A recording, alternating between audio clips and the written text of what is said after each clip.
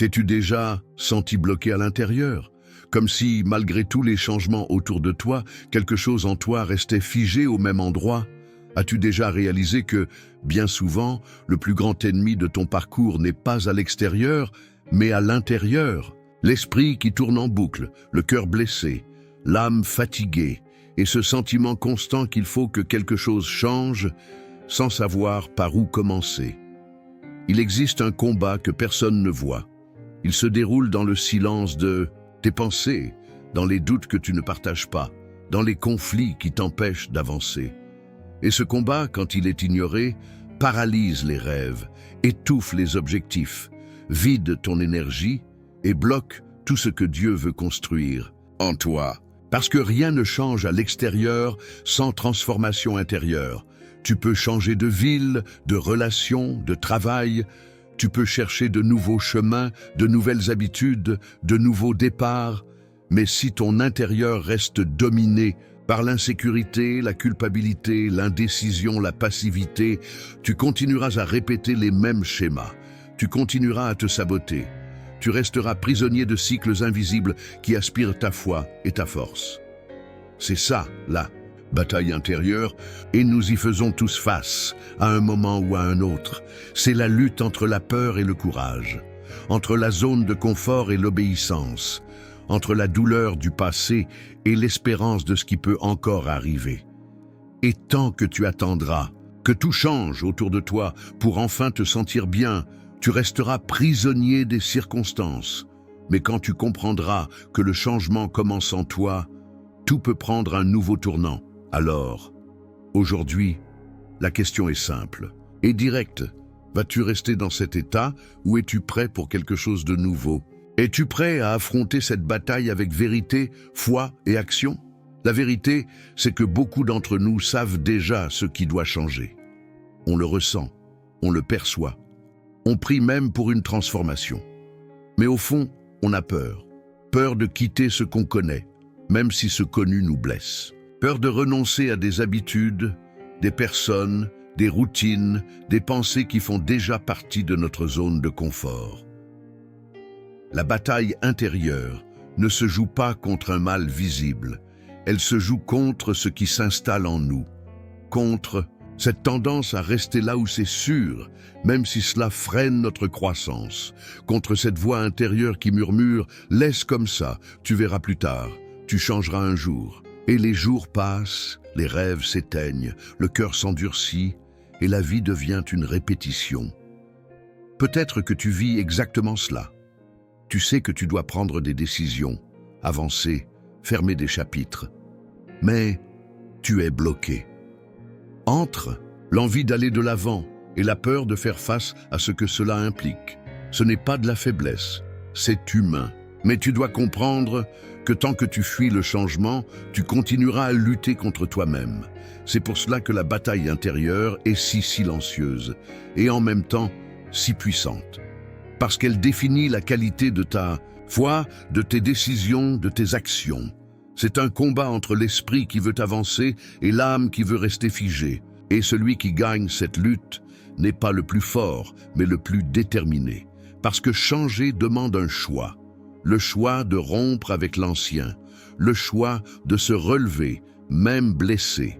Le choix de ne plus attendre que les choses s'améliorent. Toute seule, qu'est-ce qui t'empêche aujourd'hui de vivre quelque chose de nouveau? Qu'est-ce qui, en toi, a besoin d'être confronté, guéri, renouvelé? Le changement commence au moment où tu cesses de négocier avec ta propre paralysie et que tu choisis de te positionner avec courage. La Bible nous montre de manière claire et profonde que la transformation commence dans l'esprit et dans le cœur. Dans Romains 12, Paul dit « Ne vous conformez pas au siècle présent, mais soyez transformés par le renouvellement de l'intelligence. » Ce renouvellement n'est pas magique, il ne vient pas de l'extérieur vers l'intérieur. Il naît quand tu permets à la vérité de Dieu de confronter tes pensées et de briser tout ce qui te limite intérieurement. Transformer son esprit, c'est choisir de ne pas se contenter du minimum. C'est comprendre que vivre comme tout Le monde, en mode automatique, dans la précipitation, dans la comparaison, peut sembler normal, mais ce n'est pas sain. C'est réaliser que Dieu ne t'a pas appelé à survivre, mais à vivre avec un but. Et ce but exige une nouvelle manière de penser, de ressentir, de réagir. Mais ce renouvellement ne se produit pas en un seul instant. C'est un processus. Et il commence lorsque tu prends position et dis « Je ne veux plus être prisonnier de mes émotions. Je ne veux plus répéter des schémas qui m'éloignent de mon identité en Dieu. » C'est dans ce lieu de décision que la transformation spirituelle commence. Quand tu comprends ce principe, tu réalises que tu n'es pas seul dans ce combat. Dieu ne te demande jamais de changer sans te donner les moyens. Il te donne sa parole, sa présence, la prière, le Saint-Esprit. Mais le pas doit venir de toi. Il ne force pas, il invite, il appelle. Et le renouvellement se produit à la mesure de ta réponse sincère. Ce que Romains 12 nous enseigne, c'est que le vrai changement ne commence pas avec l'environnement, mais avec l'esprit. Et quand l'esprit change, la vie change, les choix changent, la direction change, parce que ce que tu es en train de devenir à l'intérieur détermine ce que tu construiras à l'extérieur. Alors, s'il y a aujourd'hui un conflit en toi, sache que c'est dans ce domaine que Dieu veut agir. Pas pour te condamner, mais pour te libérer. Pas pour te presser, mais pour t'aligner avec ce qu'il a déjà préparé. Faire confiance à Dieu dans ce processus de transformation intérieure, c'est plus que croire qu'il peut agir. C'est être prêt à le laisser conduire. C'est arrêter de résister à ce qui doit être changé et commencer à coopérer avec ce qu'il révèle. Et cette décision est intense, car elle bouscule tout ce qui est confortable en toi.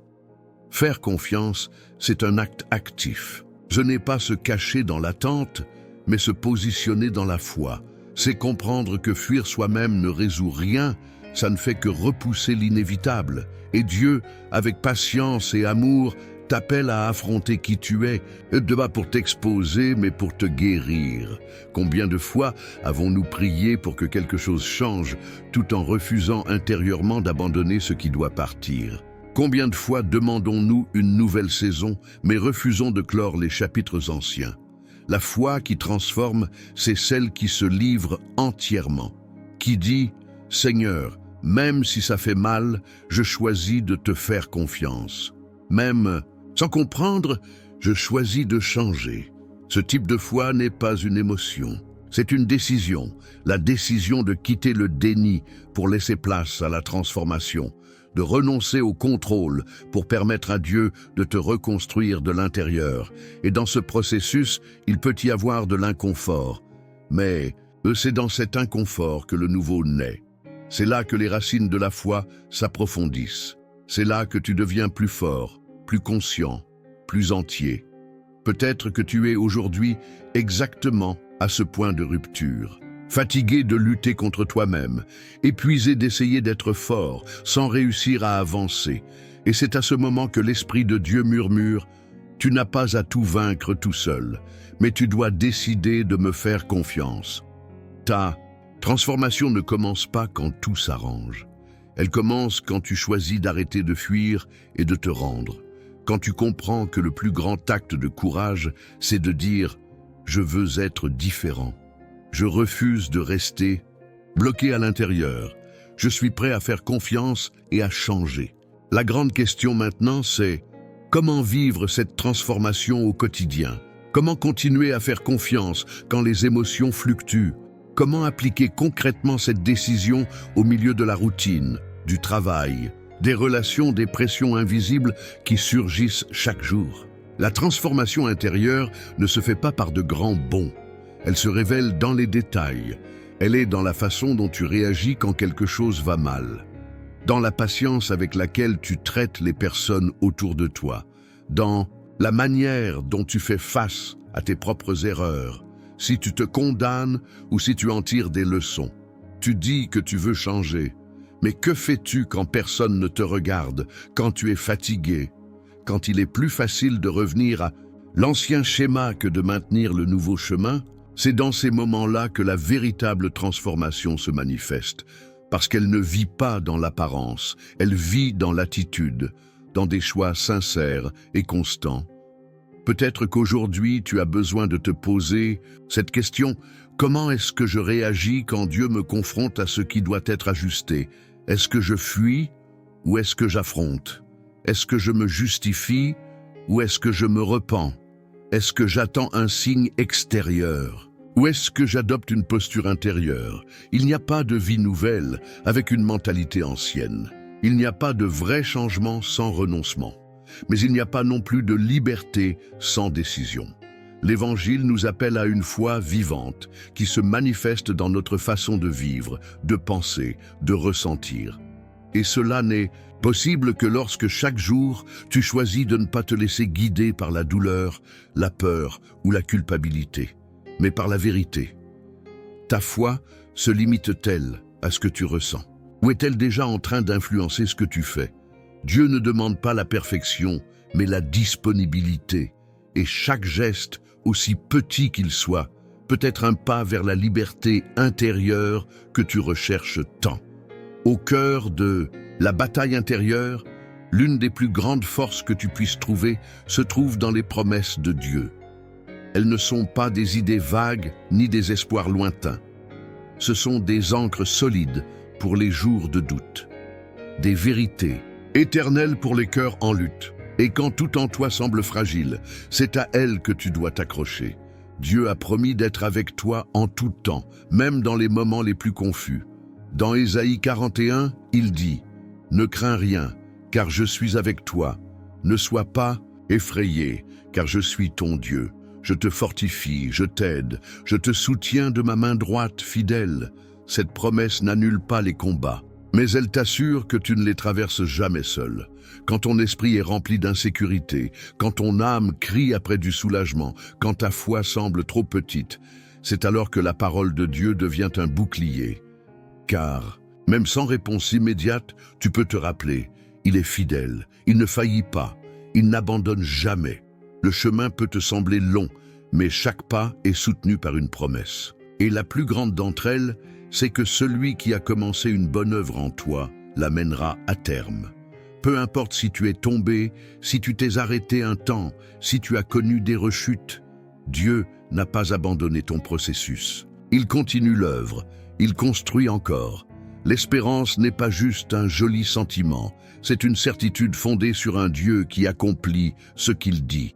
Et même si tu es encore en train de gérer des ombres intérieures, il y a une lumière plus forte qui continue de briller. Il y a une voix qui continue de dire: « Tu n'as pas été oublié, je suis toujours là et je vais te conduire jusqu'au bout. » Cette promesse est pour aujourd'hui, pas pour le moment où tu seras prêt, pour maintenant, au beau milieu.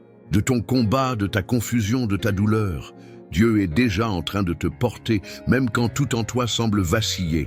Tu n'as pas été appelé à simplement survivre à la vie, mais à accomplir un but. Et aussi intense que soit ta bataille intérieure, elle fait partie de la préparation pour quelque chose de plus grand. Il y a un appel sur ta vie, une mission, qui va au-delà de ce que tes yeux peuvent voir et qui demande une version de toi plus entière, plus consciente, plus affermie. Ce que tu traverses en toi n'est pas une erreur sur ton chemin, c'est un terrain d'entraînement. Car avant de te confier quelque chose de grand, Dieu travaille en toi pour que tu sois prêt. Il façonne ton caractère, fortifie ton identité, enlève ce qui t'entrave encore et renouvelle ce qui semblait perdu. Il ne se contente pas de réparer des morceaux brisés. Il est en train de former quelqu'un de nouveau. Pense à David. Avant d'être roi, il a affronté des géants. Mais avant cela, il vivait dans l'ombre, gardait les brebis, combattait des lions et des ours, seul, sans témoin. Ce qui semblait insignifiant était en réalité l'entraînement secret de Dieu. Et pour toi, c'est pareil. Ce qui aujourd'hui ressemble à une simple lutte intérieure peut devenir demain la base qui soutiendra quelque chose d'extraordinaire. Dieu n'appelle pas les personnes prêtes. Il prépare ceux qui sont disponibles. Et si tu es dans ce processus, c'est qu'il y a quelque chose de grand en préparation. Mais tu dois choisir de coopérer avec ce que Dieu fait. Tu dois accepter d'être transformé avant d'être élevé. Car un appel ne s'accomplit pas par l'émotion, il s'accomplit par la maturité. Il est temps d'arrêter de te cacher derrière tes blessures, d'arrêter de justifier ton immobilisme avec de vieilles excuses. Tu as un but. Et il demande un oui sincère, courageux, même en plein chaos. Ne fuis pas le processus, accueille-le, car c'est à travers lui que Dieu construit les fondations de ta mission. Tu as été appelé pour quelque chose de grand. Et cette bataille que tu vis aujourd'hui n'est que le commencement de ce que Dieu est en train de préparer. C'est maintenant le moment de t'arrêter et de regarder à l'intérieur avec honnêteté. Pas pour te culpabiliser, mais pour reconnaître qu'il y a une guerre en cours en toi. Et elle doit être affrontée. Pas par ta propre force, mais par l'abandon. Car changer vraiment, ce n'est pas tout contrôler. C'est lâcher prise, c'est faire confiance. C'est permettre à Dieu de te guider, même quand le chemin reste flou. Tu as déjà compris que le changement que tu attends tant ne dépend pas seulement des circonstances. Il dépend de ta décision de collaborer avec Dieu dans le processus. Il dépend de ta volonté de te relever de l'intérieur, de choisir une nouvelle pensée, une nouvelle attitude, une nouvelle réaction. Et cela commence maintenant. La bataille intérieure ne doit pas te paralyser. Elle peut t'éveiller, elle peut être le signe même que quelque chose est en train de bouger, de se transformer, de se réaligner. Et c'est une bonne chose. C'est le signe que la vie est là. Dieu ne t'accuse pas, il t'appelle. Il t'appelle à sortir de l'immobilisme, à rompre avec l'ancien, à vivre avec plus de conscience, plus de foi, plus de vérité. Peut-être que tu n'as besoin que d'un seul pas, un seul, un geste sincère d'abandon. Un assez à ce qui t'enchaîne, un oui à ce que Dieu veut reconstruire. N'attends pas d'être fort, commence avec ce que tu as maintenant. Car Dieu ne cherche pas la performance. Il répond à la sincérité. Es-tu prêt à changer, à affronter ce qui doit être guéri, à laisser Dieu agir là où tu as le plus essayé de cacher? Parce que si tu croyais vraiment que Dieu est aux commandes, à quoi ressemblerait ta vie aujourd'hui? Avant de partir, respire profondément. Remets tes inquiétudes entre les mains de Dieu. Il s'occupe déjà de tout.